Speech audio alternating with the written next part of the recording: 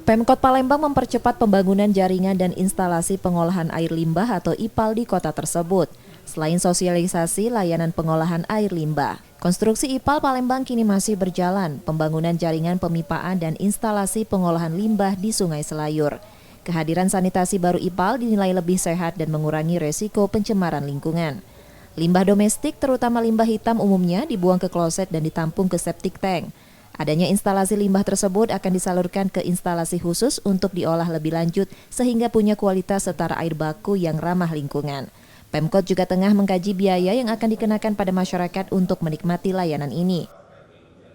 Nah, itu tadi kita harus sosialisasi yang masif supaya masyarakat itu sadar, dia mau disambungkan dan dia mau membayar biaya bulanannya.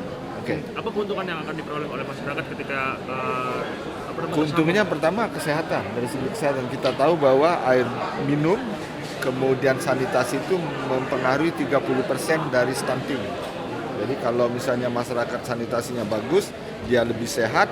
Kalau dia lebih sehat, dia lebih produktif, lebih pintar, lebih bijaksana, tidak mudah marah, tidak sumbu pendek. Akhir tahun ini, jaringan pengolahan limbah ditargetkan bisa terpasang ke sedikitnya 1.000 sambungan. Pemasangan akan terus berlanjut dengan target 22.000 sambungan dalam 5 tahun ke depan. Rizky Nurmizan, Kompas TV, Palembang, Sumatera Selatan.